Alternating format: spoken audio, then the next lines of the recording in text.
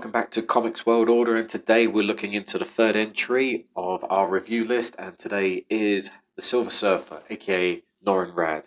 Now, the Silver Surfer made his first appearance in Fantastic Four Volume 1, Issue 48, and later gained his own solo series from 1968. Now, the Silver Surfer doesn't get a lot of screen time or a lot of presence in other medium, but he has made some appearances in Marvel cartoon series such as the Fantastic Four. He even had his own series back in the mid-90s. Also making his movie debut in 2007 in the Fantastic Four sequel, Rise of the Silver Surfer. Now, let's have a look at his action figure, shall we? Now, to be honest, there's not really much to say about the Silver Surfer, considering the fact he's just one color tone, which is just silver. I actually wished he was a bit more shinier, but what can you do? To be honest, flexibility, articulation, it's pretty much standard as all the other Marvel characters, except my one seems to be a little bit stiff in certain areas. He's actually not a bad action figure to have. I mean, if you want to have a really good Marvel series, you need to have like nearly everyone, and the Silver Surfer is no exception. You need to have him as part of your collection and series. Um, to be honest, the good side about him is that great detail. On the body, getting all his muscles and everything, especially on his chest, getting his abs, and also his chest muscles as well, and also a lot of detail on his legs.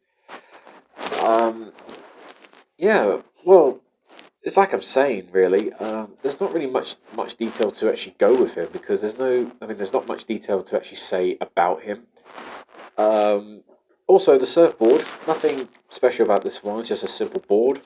Now, there is one problem I actually have with the Silver Surfer for this series is how they actually put the pegs. Now, they actually look quite far away from each other. Normally, if you're going to do a character standing on an object or a vehicle, you usually put the pegs a little bit closer to make them stand a bit better. But for here, now normally I don't know how most of the other reviewers have actually done this or other collectors, but I always try to get Silver Surfer on both the pegs.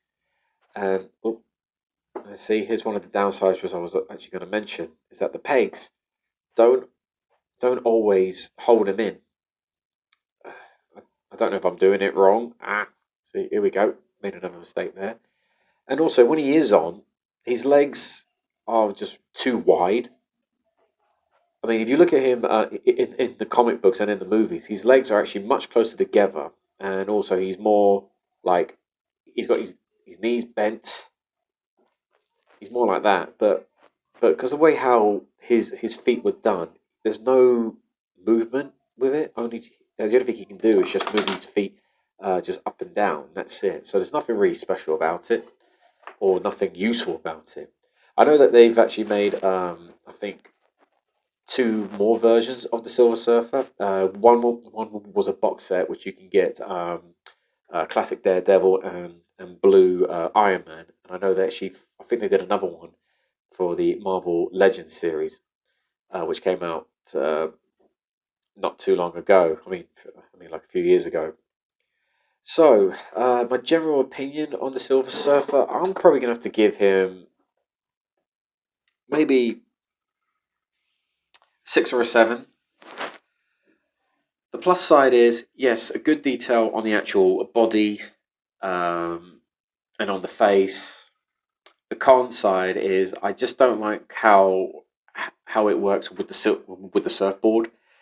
Um, because every time I try to stand the Silver Surfer up with his board, he'll stay like that for a few minutes and then he might fall over. Or even if you just touch him ever so gently, or even move him gently, the board just flies off. Or even if you're holding the board, he falls off. Um, I, I ever kind of wish they actually moved the pegs either a bit closer together, or maybe do something with his legs with his, especially around his ankles, like what they've done with the later characters, where you can actually have where you got some more flexibility to actually put them into different positions. Um, or what would have been nice is back in the 90s they actually had another Marvel Toyline series which I used to have, and I had the Silver Surfer and I lost him. Where on the board he actually had little slots on the board where you can just put his feet in. But then again, though, that Silver Surfer had wheels on the board, and you pull back, and he goes whoosh, and he flies off, or rolls off actually. But yeah, um, so that's my review on the Silver Surfer. I wish it would have been a bit better, but like I said, there's not much detail to actually go into about him. Oh, look, as you can see here, he's coming off the peg again. Anyway, so I'm going to leave it at that, and I'm going to be getting ready to do my next review, which will be on The Punisher. So, Excelsior!